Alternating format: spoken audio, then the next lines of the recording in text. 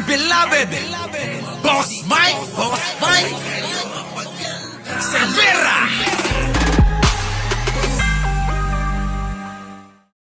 Yan ba yung walang ginagawa? Yung mga nagtatanong kung anong nagagawa ni Pangulo. Eto, ang dami. Ano yung connector road na binuksan ng Pangulong Bongbong? Kahit na mahal na araw, nagtatrabaho ito.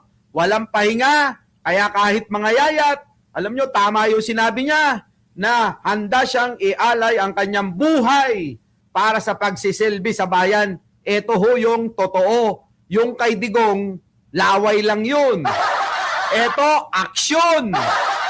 Kung kay Digong laway, kay Pangulong Bongbong aksyon. May ebidensya, may makikita. Ito ay magbubuo ng koneksyon mula sa Cavite hanggang sa C5. Itong section na ito Kita nyo hanggang saan? Hanggang saan, Pangulo? ay magbubuo ng koneksyon mula sa Cavite hanggang sa C5. Mula Cavitex, ang layo nun Cavitex po yan south na. Mula Cavitex, papuntang C5. Grabe no mga kababayan ever mother son wag padaanin mga bob. Grabe ka naman. Mula Cavitex po tatagos sa C5 pinagkonekta ni Pangulong Bongbong. Itong section na ito ay Parañaque hanggang Taguig will be it's a 2-kilometer section. At ang dadaan dito mga 36,000 na vehicles ang dadaan dito. Kita nyo, hindi na kayo matatraffic mga kababayan. Jane Wanson, hindi na kayo matatraffic dahil nga dito siya, connector, at connection ng kalsada mula po sa Cavitex hanggang sa C5. Grabe! Elizabeth Cruz, shoutout po. Kaya malaki. Ilocano Sutil. Naman, ang lola ko dinalaw ako Nag-like na si Ilocana Sutil. Kita mo naman ni Manong Bongbong natin Ang bagay ito kasi madidecongest, mababawasan ang traffic doon sa mga maliliit na kalsada. Kita nyo? Dadaan. At yung biyahe na dati ay isang oras kalahati, magiging 15 minutes na lang. Kita nyo, di ba? Ang bilis na, 15 minutes lang. 15 minutes na lang mula noong isang oras kalahati. Ang laki mga kababayan ng ng kumbinyente. Mga kababayan, Cheryl Samson. At napakalaking bagay yan dahil sa malaking savings sa oras ng mga commuter, una-una.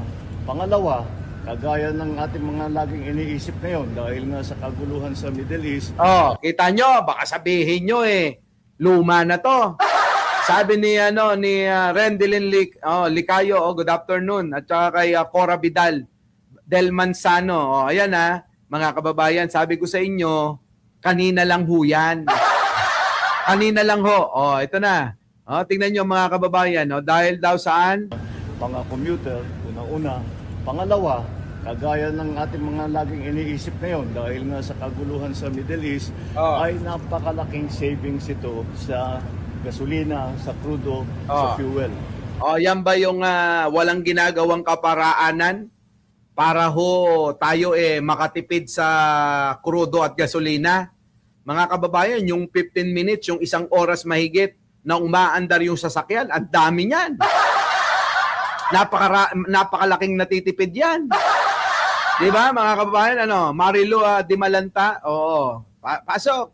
Jose Liza, Jose Liza Moises, pasok. At hindi maliit na bagay ang babawasan mo, ang biyahe mo, mula sa isang oras kalahati hanggang 15 minutes. Kita nyo, talaga, tama Mr. President. Miss Sunshine. Kasi mga kababayan, hindi maiintindihan ng mga DDS yan Di ba paring George DC? Hindi mauunawaan. Rebecca Kagalangan. Hindi mauunawaan ng mga DDS yan. Ibang klase talaga ang boss ng Bingat. Si Ansel Domingo ng ano ba yan? Huwag ganun. Oo, batiin nyo yung mga kasama natin. Wag ho ako. Ito na. King savings yan. Kaya ito ay kasama sa ating utos na nanggaling sa uplift na ating ginagawa na buksan lahat ng mga daan Yan. upang maging mas maginhawa ang pagbiyahe ng ating mga traveling public. At bukod pa ron ay nais kong i-announce na ito, toll-free ito buong Abril. Libre mga kababayan, samantalin nyo na. Buti na lang, dumating na si Eliza, oh. Shoutout kay Eliza, late na. Pero Bante, shoutout po dyan sa Calbayog City, pure loyalist. Michael Alwag, Winnie Halos, Michelle Reyes, Potpot, yan, nandiyan dyan sila, Grabe, no, mga kababayan, ano? Ang galing din ni Pangulo, biruin nyo, open ho yung mga kalsada, tapos libre, walang bayad. Diba? Kamaong Pinoy. Shout out. Nandiyan na rin si Norely Cruz. Si Ligaspi. Nandiyan na rin si Eric Anselmo. Hanggang end of April, all free ngayon muna dito. Nandiyan na rin si Angelito Untalan. Para naman ay mapagbigyan ng ating mga kababayan na dumadaan dito, lalong-lalo na ngayon na Holy Week na ngayon. Bobo nga sila, Iris Joy Ramirez. Boss Mike, sabi ng mga DDS, hindi daw nagtatrabaho si Manong Bongbong at hindi daw gumagawa ng paraan para bumaba daw ng gas. Sabi po kahapon, sarap ko. Nako. Alam nyo, sa presyo ng gasolina, wala tayong magagawa doon kung hindi tanggalin lang yung excise tax. Yung excise tax, si Digong ang pasimuno nun. Tignan nyo mga kababayan, ha? Yung excise tax, si Digong ang pasimuno. Tapos yung mga DDS nagre-reklamo ngayon. Bakit hindi nyo sisihin si Digong? Mga gunggong. Maraming bumabiyahe. Kaya ito ay patuloy namin ginagawa at bubuksan natin sa, I think, later. Si Leia nandito na. Leia, OMG! Kanina pa raw pero hindi pa nagla-like. Mag-like na muna. Bukas meron na naman bubuksan. I don't know kung makapag-attend ako pero may bubuksan na naman. And which one? Kabanatuan, sir. Tama, this is the one we were talking about. Kabanatuan. Ngayon lang nangyari pagbukas ng daanan, Boss Mike. Napakasipag ng Pangulo. Hindi nakikita ng mga naniniwala sa mga Duterte. Bulag sila eh. Diba? Reyes Margie, bulag yung mga yan. Wala. Parang mga kabayo na may tapalodo. Yun. Diba, Mr. Clutch? Mga titaning, mga may tapalodo yung mga mukha, ano. Kaya isa lang yung nando doon. Diba, historiador, shout out sa iyo.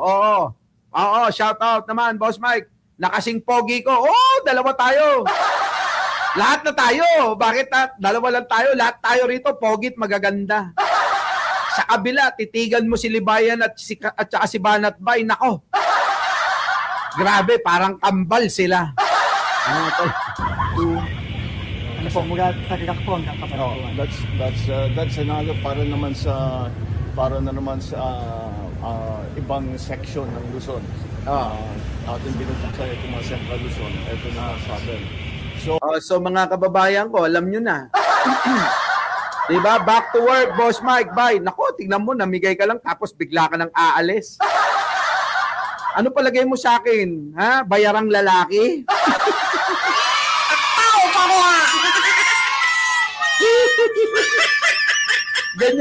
Ganyan yung mga lalaking bayaran no?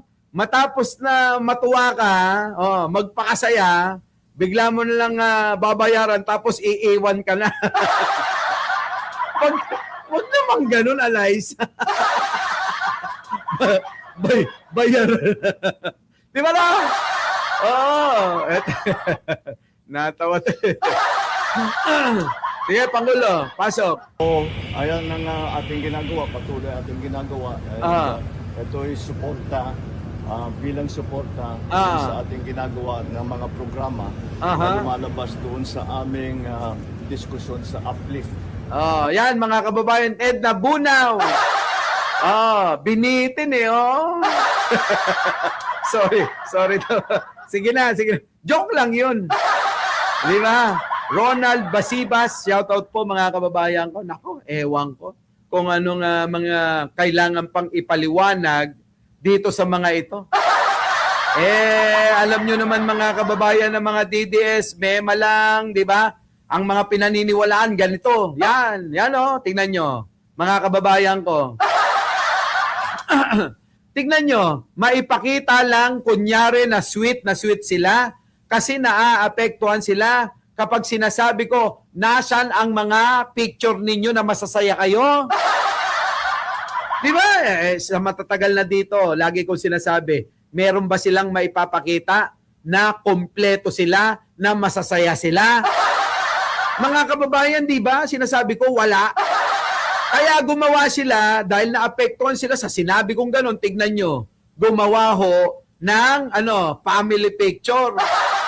Pero inedit lang ho ito. Kunyari nagmamahalan, no? Oh, yan mga kababayan, kunyari nagmamahalan sila. Pero ang katotohanan, hindi naman talaga. Kasi hindi naman sila magkakasundo-sundong mag-aama. Diba? Pasaway nga si Sarah. Oh. Tapos dito mga kababayan, makikita nyo yung pagkaka-edit. Ayan, mali-mali pa. Yung kamay ni Digong biglang nagka-cutics ng kulay pula. Paano nangyari yun mga kababayan ko? Grabe, no? Para lang may masabi na na masaya silang mag-ama, na may masaya silang pamilya, na nagkakasundo-sundo sila. Puwet. Oo, puwet nila. Mga kababayan ko. Ewan ko. O, bahala kayo. So, paano mga kababayan? Bukelya na naman, Ay, nako. Alam nyo naman ang mga DDS ay gagawin lahat para bulahin ang mga DDS. Gagawin lahat para utuin ang mga utu-uto. Gagawin lahat para bubuhin ang mga bobo. Gagawin lahat para gawing mangmang ang mga mangmang. Our beloved Boss Mike Cervera.